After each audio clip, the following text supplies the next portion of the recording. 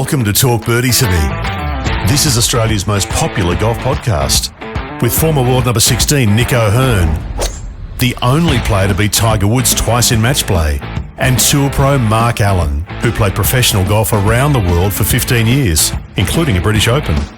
We're coming from our studio at Titleist and FootJoy headquarters. Titleist is the #1 ball in golf, and FootJoy is the #1 shoe and glove in golf. And thanks to our great partners, Watch My Numbers, the most powerful database golf app in the world. Download from the App Store or Google Play. Ping, as with Nick O'Hearn, will help you play your best. See your local golf shop or professional for a Ping Club fitting. The Golf Clearance Outlet beat everyone's prices. Visit golfclearanceoutlet.com.au for your nearest store. And Better, the fastest and easiest betting app in Australia. Now that's better. Now, from our studio at Titleist and FootJoy headquarters, it's time for Talk Birdie-to-me. Here's Nick O'Hearn and Mark Allen. Nicholas, you didn't get the memo, did you? You didn't get the memo. I sort of did. No, you didn't. Because otherwise you would have worn a pink shirt like me. Now, seriously, for those of you watching on YouTube, have a look at how good are they? For those of you who are listening in the car, FootJoy are about to release in Australia and New Zealand the Masters Edition Premier Packard shoes. They've got a pink sole, all the azaleas. Is that what they call the shoe, the azalea? Well, I'm not sure. I know it's the Masters Special. That's all I know. But if you wore a pink shirt, I'm going to take them straight off the table when I leave because they are mine. Well, I've got the dominant colour, the white. I mean, maybe. No, seriously, they're not mine. You've got to pay for them. No one can get them. You've got to pay for them. You've got to go to footjoy.com.au. Even you have to pay for them. Even I have to pay for them. Wow. You go to footjoy.com.au and it's a very rare release here in Australia. But this year, they're going to do it 4 times. One for the Masters, one for the US Open. So the different shoe for each tournament. But my God, I'm going to have to get a couple extra FootJoy pink shirts. I might have to get some pink pants to make it all work. Don't get please don't do that. Don't do that. I was told a story that I think you need to hear. Okay. Because I've never heard this story before in Australian golf, and I know all the stories, Nick. I know every single story. When Peter Lonard, g'day Pete, I know you listen every week. When Peter Lonard won the Australian Open at Moonah Links, Okay. rightfully so, he went out down in the Mornington Peninsula and had a great night out. Yeah, as you do after, would have been early 2000s. Yeah, it was either 2003 or 2005. It was one of those. It was only held there twice. I think Allenby won one and Lonard won one. That makes sense. Anyway, the year Peter Lonard won, he shot 20 under, which Peter Thompson was visibly green when Peter Lonard shot 20-something under the win, the Stonehaven. And that trophy is a big deal, the Stonehaven Cup. Certainly is. It is a big deal in Australian golf. So what they did, they went out on the Mornington Peninsula. They went to Portsea Pub. They went everywhere. Yeah. And they were drinking out of the cup. They were celebrating. You know, you can imagine Peter Lonard in full flight, right? Full flight. So the bloke who runs Australian golf and basically he was the tournament director back then, his name is Andrew Langford-Jones. Mm-hmm. He's a legendary character. He's sitting at home minding his own business in August. Right. This is the next year. In August. Right. And this bloke calls him. His phone just lights up. He goes, hello. He said, is this Andrew Langford-Jones? He goes, yeah. He goes, do you run Australian golf? And he goes, well, I don't quite run Australian golf, but, you know, I'm up there. He goes, I'm so-and-so from the Portsea Pub. And I've had this thing on the bar for the last 10 months called the Stonehaven Cup. What? People had been putting their business cards into it for 10 months. You're kidding me. Peter Lonard left it there. Peter Lonard left the Stonehaven Cup at the Portsea Pub for 10 months. And the Portsea Pub didn't know what it was, so they were using it. They were using the Australian Open trophy as a place to put your business card for one of their raffles. Okay, we got to confirm this story. That sounds like a tale that's grown over. That can't be real, surely. We'll try and call Andrew Langford-Jones this morning. Oh, we have to. He'll be having breakfast somewhere and we'll get it done. Okay. But Jeez. Wow. I hope it's true. Well, that's I a hope it's beauty. true. I hope it's true. Otherwise, we're going to look silly when we call Andrew Langford, and we'll have to do the first start of the show again. We'll have to do the show again. Jeez. Nicholas, did you see the mayhem on the 72nd hole and the first playoff hole of the Chevron? Well, speaking of silly. Yeah. Oh, my God.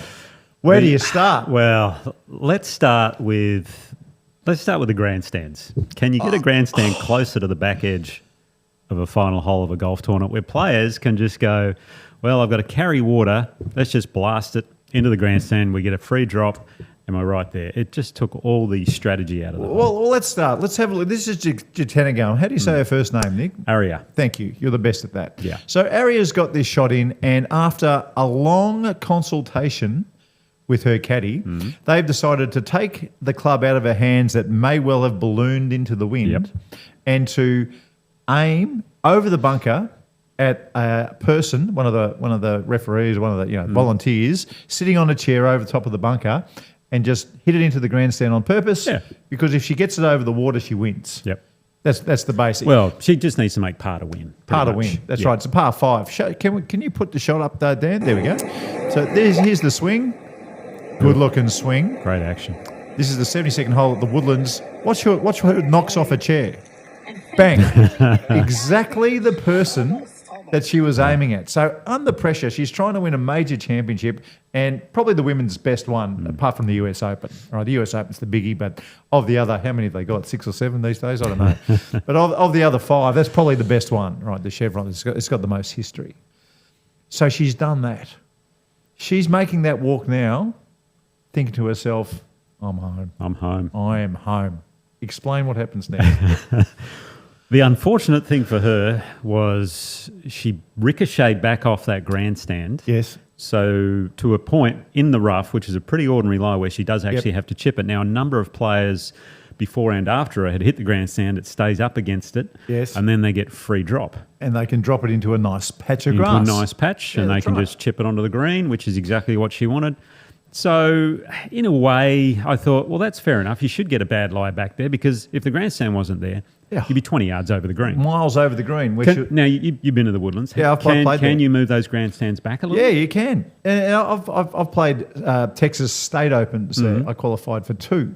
Okay. And there's a lot of room. The grandstands aren't as, probably the same size as what the girls were playing. They were a long way back. This tournament has a bit of a history of this because it used to be called the Dinah Shore. That's right. And they'd play, I think it was Rancho Mirage in California. That's right. And they played at that island green. That's Remember right. when Kari Webb held that shot? Yeah. That's right. I think one year they put a grandstand or something on the back of that green so that people would just blast it into it and it'd stop it from going in the water. Yeah, but what was happening? It was ricocheting back into the water. into the other side. So anyway, that was a bit of a... that was a big mistake. It was a shit show, basically. Yeah, it was a shit show. Anyway, now these grandstands, I've seen this at tournaments before where they put it next to the green, but this was an abomination. It wasn't great. So people were doing it on purpose. I get it. But then Ariya gets up and possibly hits the worst chip you've ever seen. Now, for those watching on YouTube, we've got it for you. Let's take a look. And Nick, explain what's I'm actually happening. going to do my masterclass on this a little bit later on. But you can't see the watch ball this. there. Oh, and I thought, well, she's completely whiffed it, but they gave a top view where, and then she gets up straight away again, and then, okay, I'm going to chip this one and get it down there. But the action is what caused the issue. You get the top view in just a second. Okay. So, I mean, that chip, you can see how quick it is. Yeah, I mean, very quick down there. just remember, they put that in the back of your mind, folks, if you didn't see the end of the Chevron, because that comes into play. Yeah. But watch this top view. Okay, here it is. Now, she's taking the backswing. Oh, the ball moves like 3 inches. So that could have easily been a good double hit. Oh, it could have been TC10 all over again. But so what's happened is she's hit this big clump of grass behind the ball, and the clump of grass has bounced her club over the ball. Yeah. That's so rare in professional golf. Played a little leapfrog there. Leapfrogged over the ball. That's exactly what happened if you're listening in the car. So anyway, now she's going, well, I've got 12 feet up the hill for par. This is to maintain the one-shot lead, and she misses. Makes bogey, and then there's another maybe 1 or 2 groups behind her. Well, what happened then is that put her into a 3-way tie for the lead, and then both players in the last group birdied that hole to get into the playoff and make it a 5-wayer. Yeah.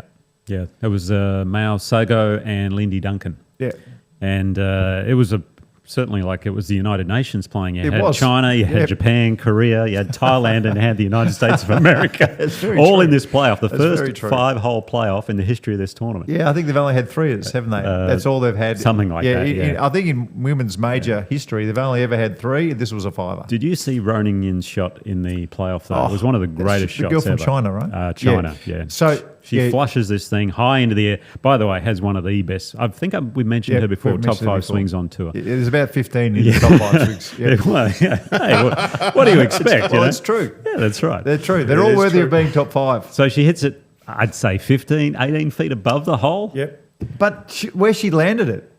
On the upslope? On the just upslope. Over the water? Just over the water, so she doesn't have to go in that. I mean, everybody on course would have seen what happened to Jutanugarn.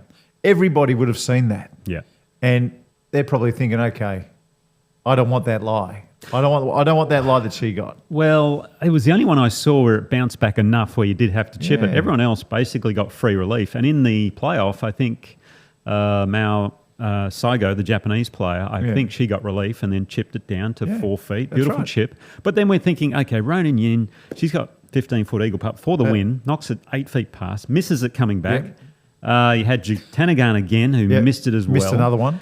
And Lindy Duncan, she almost hits it in the water, makes bogey. She's out of it. Out. And then the other player was Hyoju Kim. Geez, you're going well with all the names. Who has a short putt again. You deserve a medal, mate. You deserve the Talk Birdie to be medal for remembering all these names. Saigo, well, I watched this intently. The reason I had to watch it is because the last, here's another stat. The last threesome. Yeah.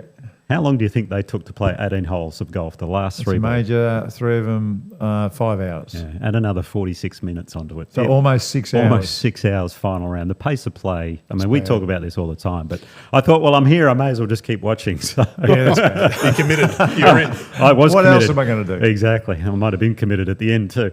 But Saigo's standing back thinking, I've got this to stay in the playoff. And in the end, she's like, holy crap, I've got this to win. Yeah. Bang, straight in the middle, and congrats. What would that do to you mentally? I mean, it's an interesting conundrum there. You know, she's got that, I'm going to say 3.5, 4 foot putt, and she's hoping like goodness that the Chinese girl misses the eagle putt so that she's still in the thing. And then once you watch 1 bird drop, 2 birds go down, 3, 4, hang on a second. Well, she had to wait 10 minutes because it took forever, by the way. It's one of those situations too where not only was it her first major, I think it was her first win as well. I think so, yeah. She's only 23. So imagine that just all compounding and snowballing while you're waiting for 4 others to make a meal of it. And the 2 players that are really kicking themselves are Ariya Jutanugarn, obviously, with what happened with the chip shot, and then Roning Yin. Yeah. She just go, I've got 2 putts, worst case, I'm going to keep staying in the playoff. Yeah. Got 1 for the win and 3 jacks it, and you go, wow. So let's talk about tournament setup and where that grandstand is. I don't know about you, but if I spent, I'm assuming to buy a marquee in the grandstand right behind the 18th green would be in the vicinity of $300,000 to $500,000 US. So you could entertain your corporates there for the week. It might be part of the package. It might be the Chevron. I'm sure it's all Chevron. Yeah, guys I'm sure. Back there. It may they put a well boat, be. and prize money is unbelievable, by the way. It may well be. It's a par 5 for the girls, par 4 for the blokes, but par 5 for the girls. And you know they're going to be coming in with 3 woods. You know the greens are rock hard for the majors that it was. Not many of the girls could stop the ball with a long iron. Not many of the blokes can either, by the way, on greens like that. It was firm. If I'm in that, I want to see the chips played. You know, I want to see some trouble with water in the background. I want to see that if I'm in one of the. I mean, why on earth would you put the grandstand so close to the green? Is it just so you get a better view? Well, I don't think you do get a better view. 20 foot further back wouldn't change the view that much at all. Your guess is as good as mine. I think they need to have a minimum, I think, of, I'd say 10 metres, 10 yards behind a green or something like that. This was at one point 2 yards, maybe 3. I think is probably the closest it was, and it sort of angled away. But it was pretty brutal, and it's called TIO, is what they say, temporary immovable obstruction. That's right. So you get relief. That's right. But there was also, by the way, another TIO ruling on the PGA Tour event, which was in New Orleans, the pairs, where the Højgaard twins were playing the last 2 shots behind. They need to make something happen. I don't know if it was Rasmus or Nikolai, hooks this thing way left, is a yard from going out of bounds, and he's in rough deep. Could hardly even play it, but right in front of, at least a foot. Right. Can't see the ball. It's more shrubbery and stuff. You'd be hacking it maybe 5 yards out of it if you could play it. Right. But the thing was, in front of him, Grandstand's lining all the way up the left. So guess what? We get to come out way back 20 yards over this way, take relief. He took about 4 drops or 3 drops because he had to first drop it on the cart path and then drop it away from the grandstand and then back again. And anyway, they made birdie and didn't win by 1, but it was big money for him to finish outright second. So it was. But I know you need grandstands and these sorts of things, but surely the tournament directors should be able to place them better than what they're probably doing. And that one behind the 18th green was... probably about as egregious as I've seen. Yeah, I know. Look, I think we're guilty of it here in Australia. I think it's way too close. I want to see, especially when there's rough, I want to see what happens. I want to show me how good you are. Don't just show me a little chip back onto the green. Sometimes they put it back onto the green from the drop zone. Yeah, we had one of the Australian Open one year at the Australian Golf Club. They put this grandstand basically on the back edge of the green. I remember it. I was playing with Pete Lonard, and Pete says, well, I may as well just hit it into the grandstand. That's right. And what he did is he flew the grandstand. It went all the way over, 40 metres over the green. You know where he dropped it? A foot from the edge of the green. That's exactly right. It was ridiculous. No, and the Australian Golf Club, that's really guilty. I mean, I reckon I played 3 or 4, maybe 3 Australian Opens there in my time. And, you don't really want to hit a 3-iron landing 10 foot on the front deck because that brings the water into play. Brings it all into play. Yeah. But if you ping a 3-wood, Lonard style, God, he's getting a big play this morning, isn't he, Pete Lonard? Lonard style, onto the roof of the grandstand, hand me my putter. I mean, you just take the putter out of the golf bag on the way there. So I think we've got to have a look at this. I mean, the view's not that, you don't need it that much. Let's move it back a little bit. And make things better. Anyway. Hey, I want to move on. Live ratings came out for not this week in Mexico, but certainly last week. Okay. So the Miami Live. Miami. Not Mark Leishman's. It was a few weeks ago, wasn't it? Mark Leishman's win. Week before the Masters. Yeah, that's right. So the PGA Tour, they rated like 1.7, 1.8. That particular tournament rated under 500,000 people watching it in America. Right, okay. So it's kind of 75%, 25%. I'm really keen to see what happens with the Mexico Live tournament. Have you got that? Yeah, have you got that leaderboard? They had a great leaderboard, didn't they? Yeah, they had a great leaderboard. Put the leaderboard up for people at home. And so have a look at that leaderboard, Nick. Have you got your glasses on?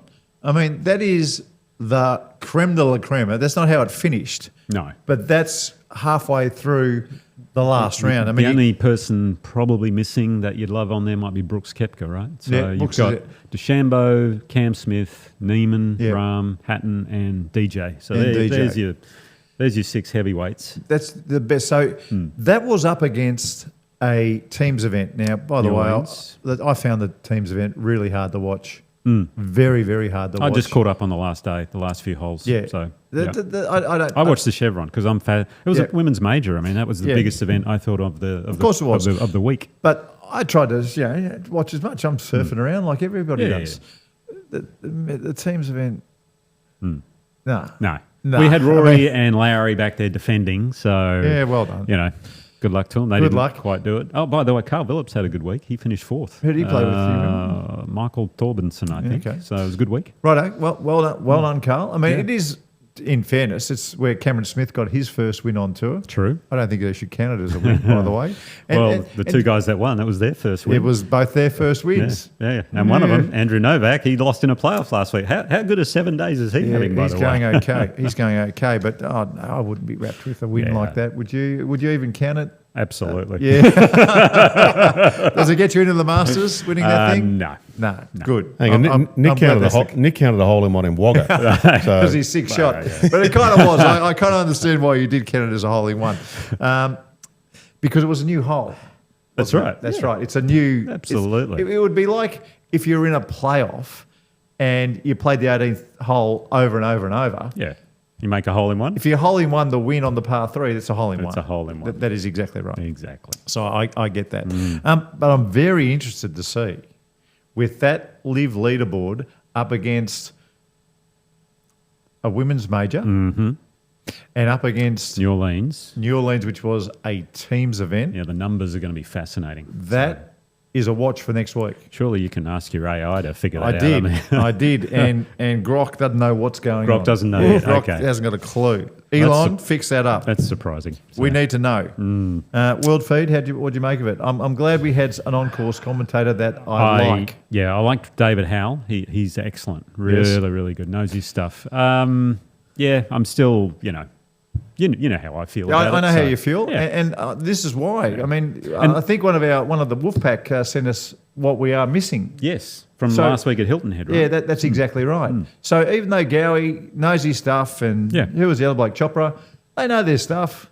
We get it. Yep. They're fine. But this, Dan's about to whack up there in a second. When you've got Trevor Immelman giving you a look at Justin Thomas's golf swing with all the bells and whistles, lines, the whole lot. The angles, look at that, 38 degrees. So for our audio listener, we've got JT on one of the tees at Hilton Head with driver, and he's talking about how he gets his power through the ball and seeing all the planes of the swing.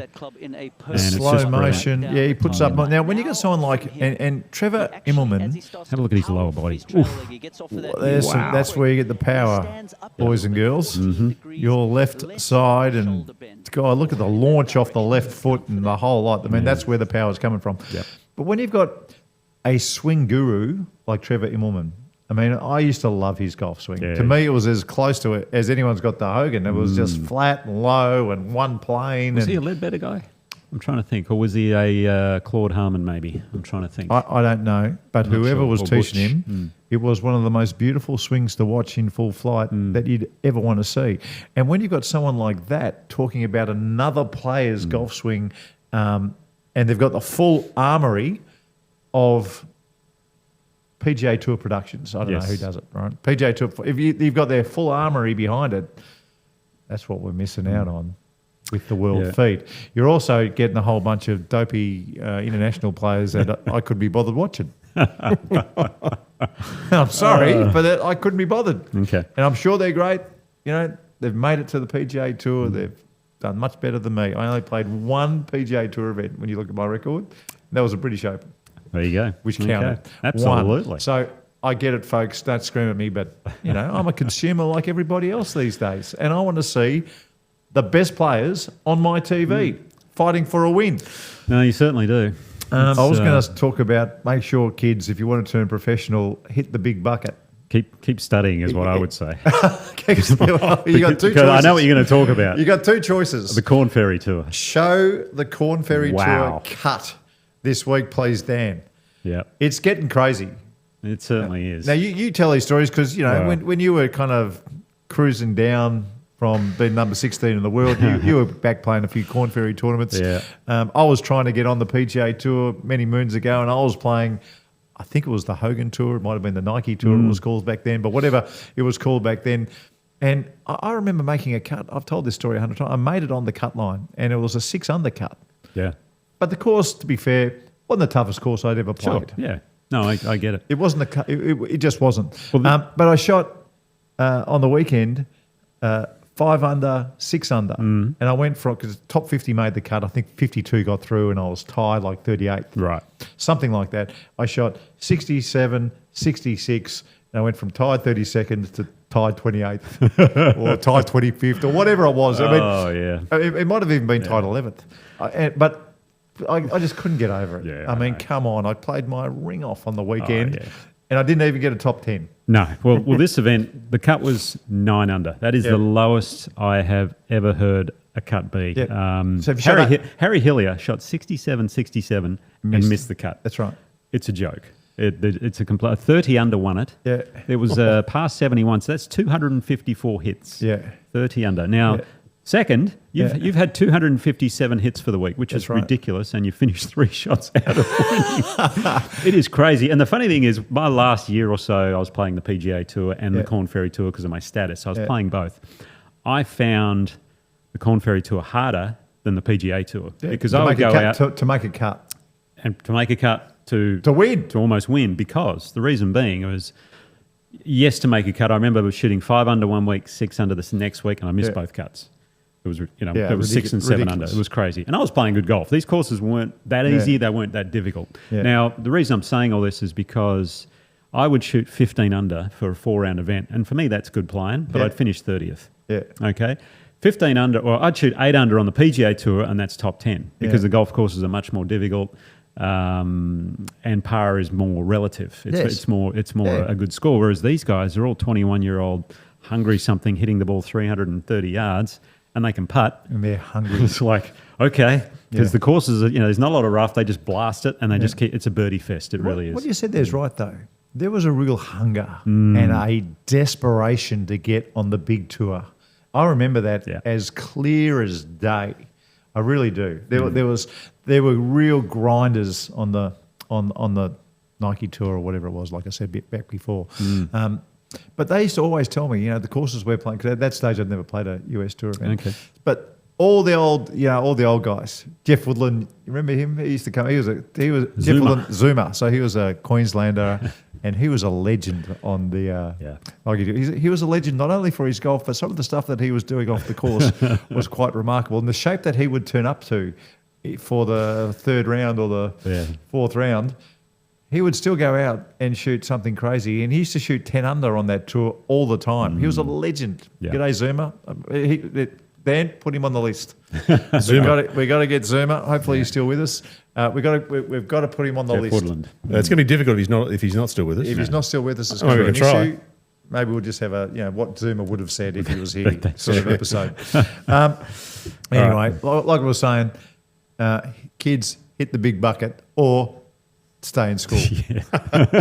One or the other. We've got to call Andrew Langford-Jones. We've got to call him. Oh, yes. See if it's right. Let's do it. Stick with us. All right.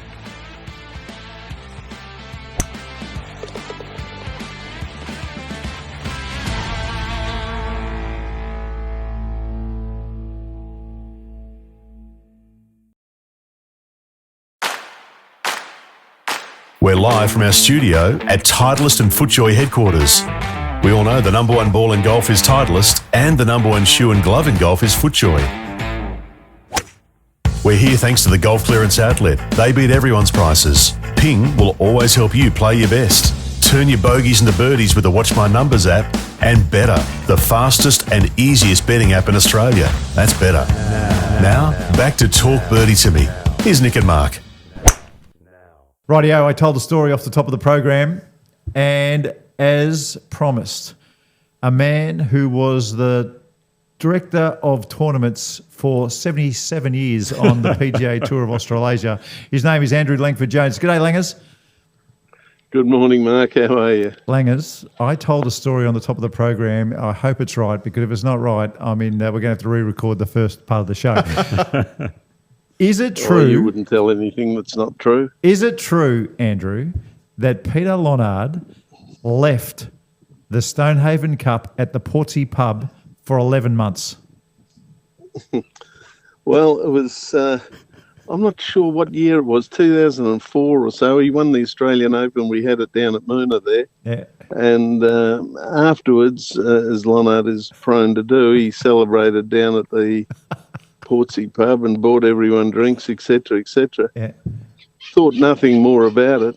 He took the cup with him, and then about 11 months later, I got a call from the Portsea management saying, "Hey, do you know anything about this cup called the Stonehaven Cup?" And I said, "Well, yeah, I do. It's the Australian Open Cup." And he said, "Oh, some bloke brought it down here last year and left it. Some bloke. And we've been collecting business cards in it ever since. But you might want it back." So we might want got in it the back. car and went down and picked it up. I can't believe a golfer didn't walk into the Portsea pub and saw it and said, Yeah, that's "Hang on, right. what's that doing here?" But wow. Yeah. So- Well, that was typical of Pete Lonard. But, fantastic. Hey, bloke. Langers, what are you doing these days? Well, I'm up here in beautiful sunny New South Wales. I must have picked the one day it doesn't rain up here. And we're at Eleanor Golf Club, which is a magnificent golf facility. If you've never played it, you want to get up here. I've never played it. I've never played it. I was up there a couple of months ago for an outing, and it was it's a bit Augusta-ish, isn't it, Langus? It is very much so. Yeah, very good. Unfortunately, it has been raining, so I'm going to have to walk it, which will nearly kill me. But it's I can't wait to get out there. It looks fantastic, not a cloud in the sky, and it's a beautiful setting. Well, don't get caught talking on the phone at Eleonora, Langus. Thanks for joining us, mate. We really appreciate it. Thanks, Langus. Good on you, boys. Enjoy your morning. Good on you. Andrew Langford-Jones, 76 years, the tournament director on the PGA Tour. Oh, you're full of it. Well, that's what it felt He's a like. legend. He's a legend. He's a star. Top five. The Talk Birdie to Me Top 5, thanks to Southern Golf Club. Top five. Top 5 for Southern Golf Club, and I was talking to Brad at Southern the other day, and he gave me some news that was very, very exciting. What's that? They've got 2 teams in the pennant finals on Sunday, May 4. The youth team, 24 and under, Division 2 final, who went through the season undefeated. Nice. And the women's pennant team, Division 1 final, get this, they've got 2 13-year-olds and a 14-year-old in their Division 1 women's team in the final. Holy moly. Wow. That's impressive. That is enormous. Hey, just on that, I got a story the other day that a 9-year-old was playing junior pennant. What? For Spring Valley Golf Club. Wow. Okay. He only played the last 3 games, this 9-year-old. His name's Jasper. He played the last 3 games and he won 2 of his 3 matches. Like, he's 9 years old playing off the back tees because it's junior pennant. His last win was 8-7. He's 9 years old and won 8-7 playing off the back pegs in junior pennant. Now, folks, if you don't know, junior pennant in Victoria is under 25. Under 25, is He's it really? 9. Gosh. He's 9. Anyway, that's a different story. We might have to get the kid on, Jasper on. I'd love to get Jasper on, actually, and we'll get him in here and he can talk us about how he hits the golf ball. Oh, there you go. How good would that be?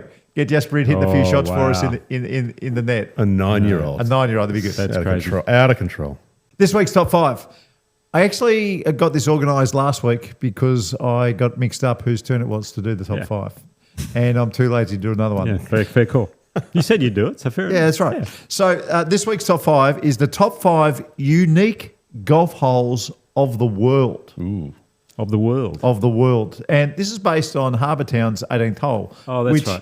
is incredibly unique. Yeah, it I've is. never seen anything like it, from the lighthouse in the background to the unusual, what would you call it, the teardrop kind of area where the ball lands and all the wetlands in between the tee to the driving area and then from the driving area to the green. It's just a very, very unique hole. And that comes in at number 5. Okay, fair call. As expected. Something different.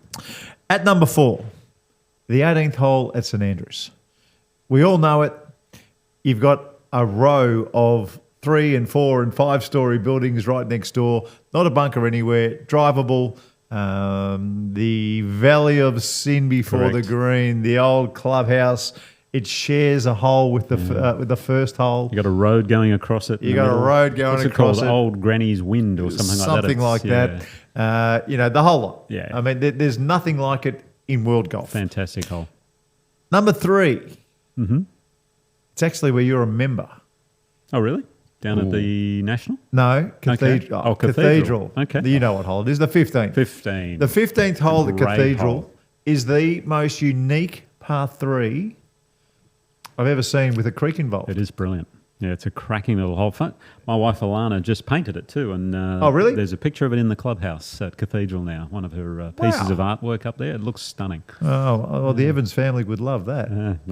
They certainly are enjoying it. Anyway, so the 15th at Cathedral, folks, just Google it if you don't know what I'm talking about. Beautiful hole. In fact, don't Google it, grok it. That's how you do it. Use AI. At number 2, you got to be pretty lucky to play here, and I've only played there once.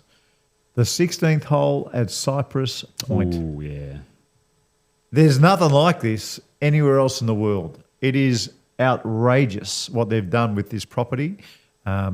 I think the members play it as a par 4, but if you get the chance to play at Cypress and you don't play it as a par 3, then you need your arm broken. That is a big mistake. Well, you have to go at it. You've got to have a ping at it. Usually what happens is you have a go at it, and then if the wind's straight in, you go, right, I'm just going to play left and play it as a par 4. So you've got options, which is great, but it's worth a crack. Yeah, and it's actually the second of 2 par 3s. 15's a par 3 as well. But the track, walking to the tee, I've actually got video of it. We might play it in there in the YouTube. We'll insert it later, Dan. Walking from 15 to 16. Walking from 15 to 16 is an experience in itself. I actually videoed it, and then you come onto the tee. Nice. Like I said, we'll show it a tick. And the number one.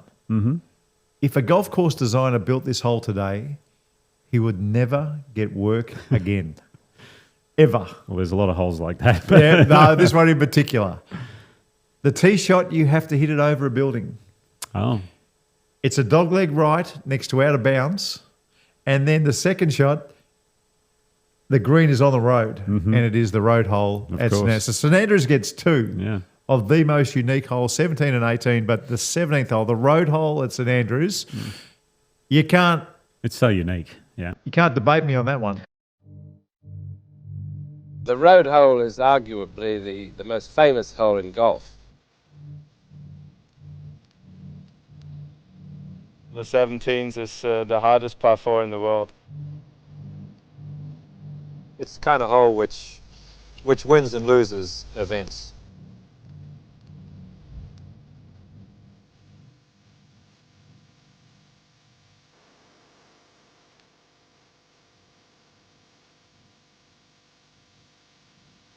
The road hole dominates the old course. With only the relatively easy 18 to play, there's no chance to recover from even the smallest error on the 17.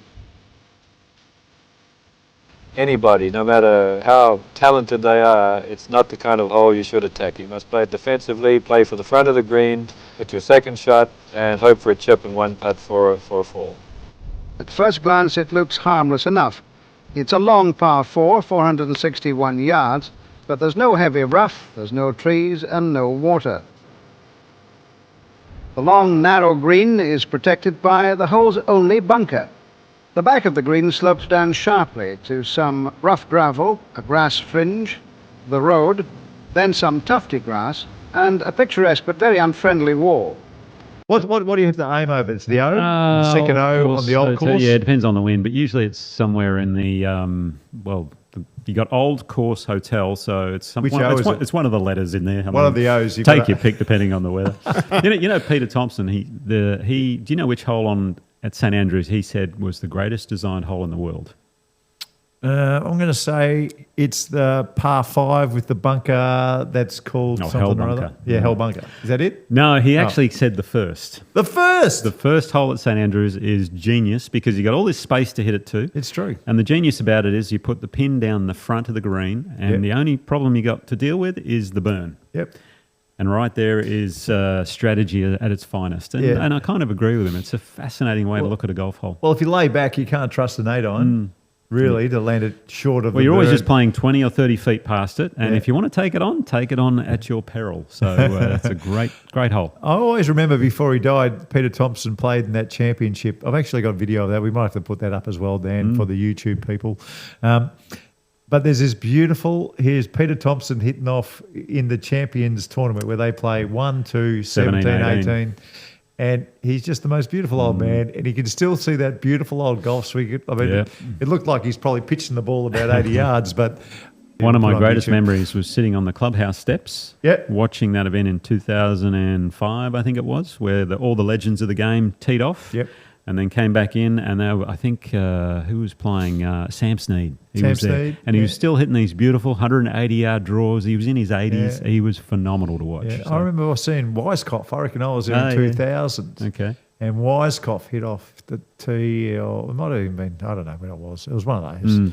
And Weiskopf, it was the most beautiful action. Gorgeous action. It was just, I couldn't get over how good it was. Tall, elegant golf swing. When you said before, Mark, that it was a hole that Nick would know well, and it was Cathedral, I thought you were going to go to the National, and I thought... That only just missed.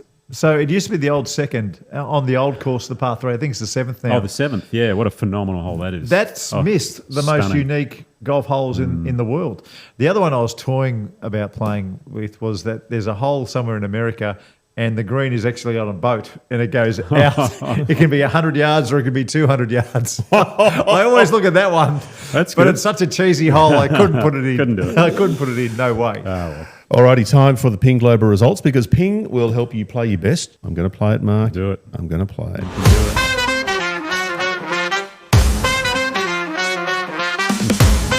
You need to move on. You got to move on. So disappointing. Move on. Where's Timmy Trumpet never got back to me, you know. Move on. No? Doesn't go back to you. No.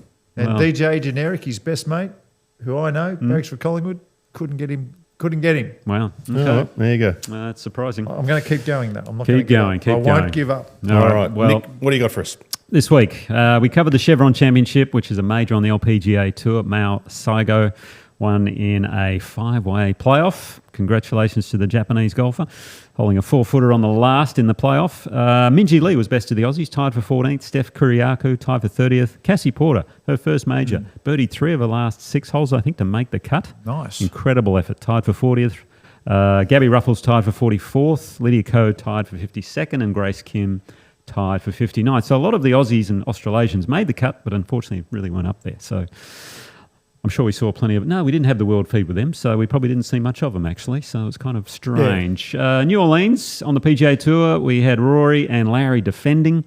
Unfortunately, they slumped to a bit of a poor finish, finishing tied for 12th. But They'd still be celebrating Rory's green jacket win, wouldn't they? He's in party mode, yeah. There's no He's way. not leaving his green jacket anywhere, not like the Stonehaven Cup. I can tell you that right now. It must be hard coming off such a massive win like he had and then and turning up and keeping it going. He'd be floating on. He'd be floating. Well, I think he went across to Ireland to celebrate with his family and all that, and then had to come back. But private jets help, so I'm sure he's okay. Sure. Yeah. Anyway, Ben Griffin holed a bomb on 17 after Andrew Novak almost hit it in the water there, but they kept it dry. He holed that to take a 2-shot lead, and they ended up winning by 1 from the Højgaard brothers. Carl Phillips, as I mentioned, tied for 4th with Michael Thorbenson, which was great, and the other Aussie to make the cut was Cam Davis. He was playing with Adam Svensson, tied for 32nd. Liv, we're back in Mexico, where Joaquin Niemann, he just keeps dominating. He won again. Third win for the year. Third win out of 6 events. Shot a final round 65 for a 3-shot win over fast finishing Lucas Herbert. Yeah, who 10 shot under. 10 under 61, almost carried Ripper to the team victory. They were leading going into the final round, but unfortunately, because all 4 scores count, he shoots 61. Cam shot what did he shoot at? 72, which is 1 over. Lee shot 74, and Matt Jones 75, and they only lost by 2. It's funny, when I switched the Channel 7 Plus on, which is how you see it here in Australia, we were leading by miles. Yeah. I thought, here we go. Had a And 6-shot I flicked lead or back, something. I went and had a shower, washed up, got dressed, looked it back on, and we're coming third. Yeah, exactly. I couldn't get over it. The final day of the Live is pretty dramatic with the teams. Yeah. It's fun to watch. So Legion 13 anyway had the 2-shot win over Team Ripper. On a positive note, the Majestics have got off their bottom of the table streak. No. So you know how Impossible. They'd been bottom 3 times in a row, so they got off it. So they finished second last rather than last. That's the way. So well done to Team Majestics. They're all captains. They'll be back next year. Yeah, they'll be fine. Who cares? DP World Tour. Just fill in their pockets, Nick. They're just I filling know, their and good luck pockets. to them. They had the Hainan Classic in China on the DP World Tour, where England's Marco Penge had a 3-shot win over Christopher Wrighton and Sean Crocker. Now, Penge was actually banned for 3 months in What'd he December. do? Hang on, what did he do? Okay, back in 2022, he was actually placing bets on golf events, and they caught up with him about it. Wasn't on You can't do himself. that. Well, you can't bet on golf tournaments as a player. He wasn't betting on himself. He was betting on other tournaments. So anyway, he had to serve a 3-month ban, and he won this tournament. So good luck to him. Well done to Marco. Best of the Australasians was Daniel Hillier, tied for 9th. Elvis Smiley was up there for a while. He was coming second after the second round, but faded a little bit, but still did well, tied for 16th along with Jason Scrivener. And then over in Japan, Michael Hendry, they're just starting back up over there. Great result for him first up. Finished 3rd at the Miyazawa Cup, where Takanori Konishi had a 1-shot win over Shugo Imihara. People probably watch the Ping Global results just to hear your pronunciation. Yeah, I know. I'm thinking of that. Very, very good. Well, every now and then I get it right. I should probably say pronunciation. Pronunciation, yeah. continue. It's ironic. It's ironic, isn't it? Continue on. Corn Ferry Tour, we spoke about the cut being so low. Harrison Endicott, the Aussie, shot 24 under Finished tied for 10th. 24 under, tied for 10th. Yeah, they were at the Texas Rangers Averaging Golf 6 unders. Club. Correct. Yeah, it's not bad. 65s. Anyway, yeah, it's just not good enough. But Johnny Kiefer had 254 shots, 254, should I say, for 30 under, 3-shot win over 5 players. Crazy stuff. Crazy. 250 something. I know. On the Champions Tour, they're at Sugarloaf, TPC Sugarloaf. You ever played there? No, Greg Norman design. Correct, in Duluth, Georgia. Yep. Great spot. I watched the course a number of times. Yeah, Stuart Sink used to live on the course there. Really nice golf track. They used to play that the week before the Masters because it was a great warm-up for it. Really good. But Jerry Kelly picked up his win number 13 on the Champions Tour with a one-shot win over Ernie Els. Of course, Steve Orker was up there. He was third. Best of the Aussies was Mark Hensby, 21st, and Cam Percy, tied for 26, who had a hole-in-one in the second round. Hey. He said he had a 137-yard gap wedge that he landed past the hole. I'm thinking gap wedge from 137 yards. That's 125 metres. That's a big gap wedge. That's a big gap wedge. Yeah. I was listening to Paul Azinger there. The scores were so low because there was no wind on the weekend. Is that what Absolutely it was? none. Nothing. And he said, look, this golf course is a long golf course. It was designed for the PGA Tour. He said, but even these guys with no wind, can still professional tear it up. golfers can just tear anything up with no wind. And I agree with that. You get out in the first tee with there's no wind, Nick. It's party time with the equipment we've got today. You need tough conditions for to make it a test for these players. We did have an Aussie win, though, on the Legends Tour in Barbados, where Scott Henn shot a 64. Good on you, Hendy. Yeah, he got redemption because he lost in a playoff there last year to Peter Baker. He had a 2-shot win over Greg Owen, and also playing was Michael Campbell, tied for 17. So well done, Hendy, on Legends Tour win. He's leading the Order of Merit over there, so that was great. That's this week's Ping Global results. All right, time for some feedback, guys. Let's go.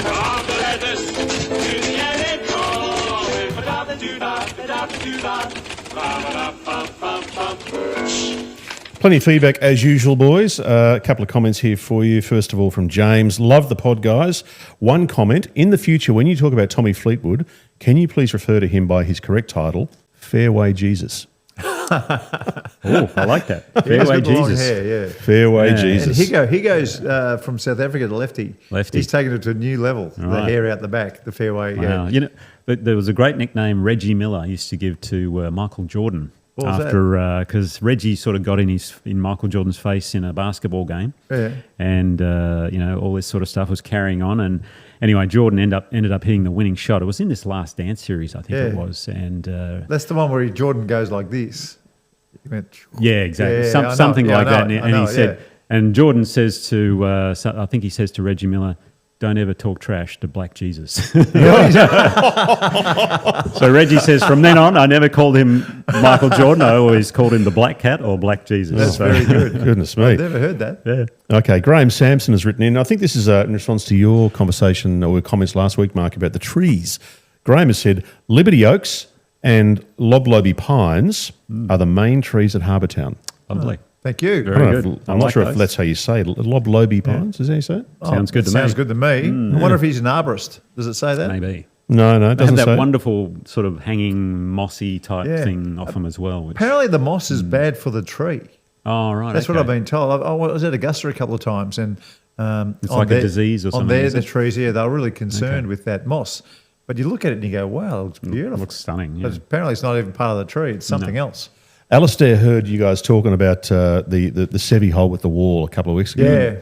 And Alistair said, Billy Foster's description of what happened at the 72nd hole when Seve was 6 feet or so from a 10-foot wall, the video's amazing, with huge fir trees behind, is pure gold. When you see how close he was to that wall to get the ball up and over, he was a genius. Yeah. I've heard other caddies and other players say that Billy's description doesn't actually match up with the difficulty of what Seve did. Well, he said to chip out sideways because you're losing it, but yeah. I did love Billy when he talked about he knocked the kid off the diving board or something. The ball went over the kid on the diving board. I've been to that wall and seen it, and I've given. There's no way. But is there a plaque there? I think there is. There's got to be a plaque. Yeah, got to be a plaque. Got to be a plaque there. Question from Simon. Interested in your thoughts, guys. For those who don't know Jack well, his record smashes Tiger into outer space. It's not just more wins than Tiger. You should see Jack's record for seconds and thirds. Yes. He was in contention at every single tournament, every single week. Yep.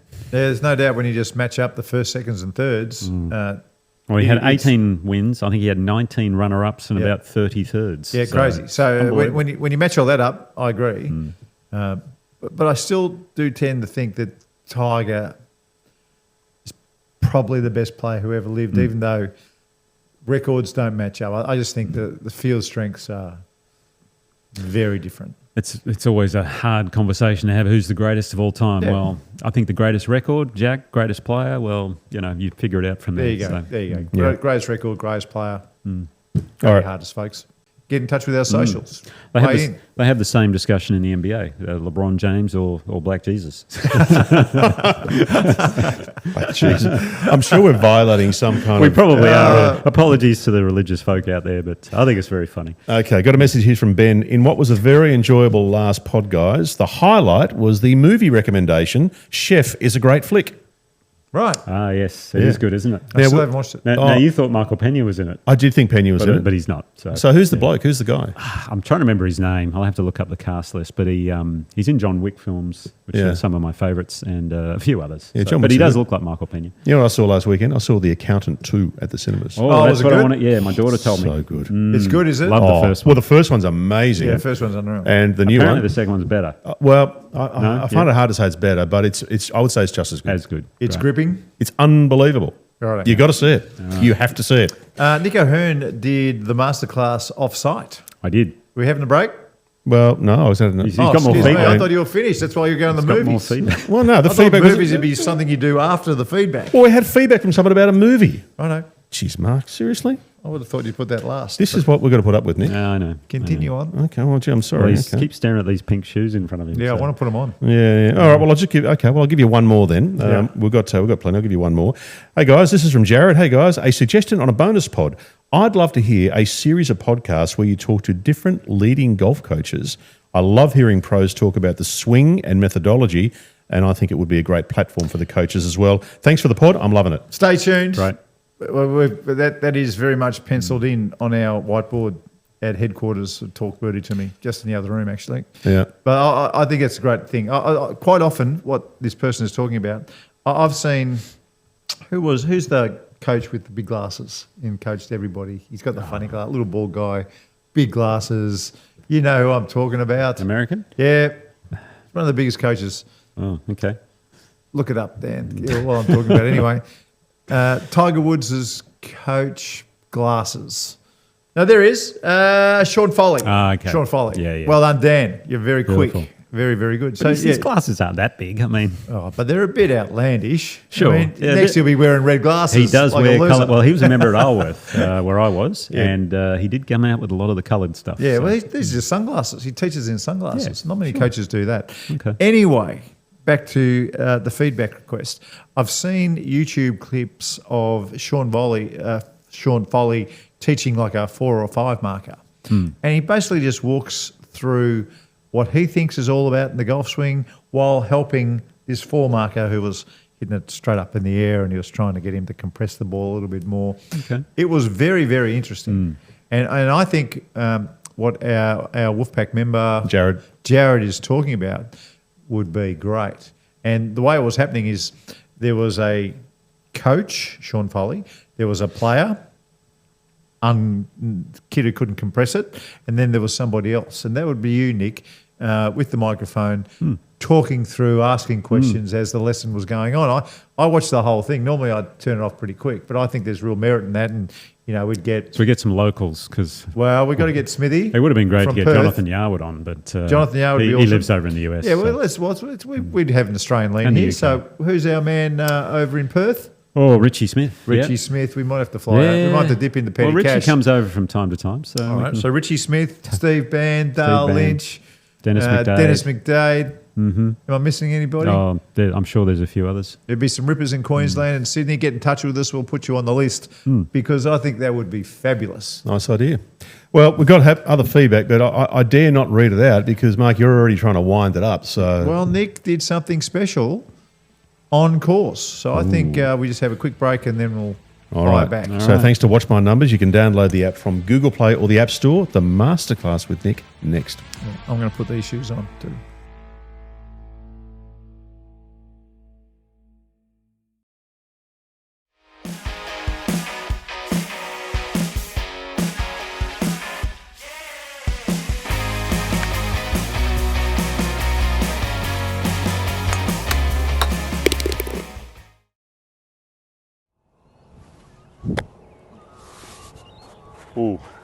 We've all had those, haven't we? Those little duff shots. And it couldn't have come at a worse time for Ariya Jutanugarn on the weekend at the Chevron Championship. She needed a chip and 2 putts for the win, a major, but unfortunately she chunked it. Now the lie had a little bit to do with that, but there's a couple of things that you can do to stop those little chunk shots around the green. The first thing is, and what happened with Ariya, was the transition from the backswing to the downswing was very quick. She got very rushed there, and that's a big giveaway for these sorts of shots. The second thing is she stopped turning. So it's very important to continue turning through to the target there. Now, a good little drill is what you do is you put the butt of the club into your chest, grip it down on the shaft here, make a backswing, and then make a follow through, and you must turn everything through. It's really getting my core, my trunk turning through there. If I don't, well then guess what, everything just stops and I can't get all the way. So I'm facing the target on the way through. So that actually solves the first problem. It solves the lack of transition, or the smoothness of the transition. So what I want to do is make a couple of those practice swings, back and through, get a real feeling of turning, get over the ball, and then just do the exact same thing. And then you'll just clip them away beautifully every time. See how I'm facing the target there? No problem at all. One more just to make sure it wasn't luck. Oh, look at that. That one might even go in. Oh. Brilliant masterclass. I love how everything just moves together, and that putting the shaft into your stomach is a brilliant way of demonstrating to people how to actually do it in the good feels. But when you're in a rotten lie, you still maintain Still got to turn feeling. through, absolutely. Then you can move the ball back in the stance a little bit if you want to, so you're coming in a bit steeper, or you can make a longer swing and play it more of a bunker shot style. But that turn through is the real key. Now, Jutanugarn, she had a terrible lie, as we saw. But if you watch it back and you watch it closely, it's just all arms and hands, and her body stops, unfortunately. And I wanted to do it on a golf course rather than here in the simulator, because you can't actually chunk it off this. It's almost impossible. So out on a course, it's good to show that one for everyone. Well, you may have noticed that the premiers they've gone. I've gone. What happened? Hey? You haven't, have you? I just want to show you. Wow. He just slipped them on. Look at that. Look at that. Oh, my goodness. Woo! Now, would you wear those into the grocery store or just the golf course? Just the golf course, Nick. I reckon. Well, you're looking. You got the whole. He's got the outfit. I mean, It does, yeah. Wow. Look at that. That was just a fluke that the picture is on. I'm sure. It's just a complete fluke. Anyway, always good fun, folks. We'll see you next time. And that's been Talk Birdie to Me, Australia's most popular golf podcast, with Nick O'Hearn and Mark Allen, coming from our studio at Titleist and FootJoy headquarters. As everyone knows, Titleist is the #1 ball in golf, and FootJoy, the #1 shoe and glove in golf. Wherever you get your podcasts, make sure to subscribe, maybe leave a review, and we'd love you to share the pod with a friend who loves their golf. Huge thanks to our fantastic partners. Ping, like they do for Nick O'Hearn, will help you play your best. You can see your local golf shop or professional for a Ping club fitting. The Golf Clearance Outlet always beat everyone's prices. Visit golfclearanceoutlet.com.au for your nearest store. Watch My Numbers is the most powerful data-based golf app in the world. You can download from the App Store or Google Play. And better, they've got the fastest and easiest betting app in Australia. Download from the App Stores today. Now that's better. Keep in mind, what are you really gambling with? But for now, from our studio at Titleist and FootJoy headquarters, thanks for being a part of the show. We'll see you next time.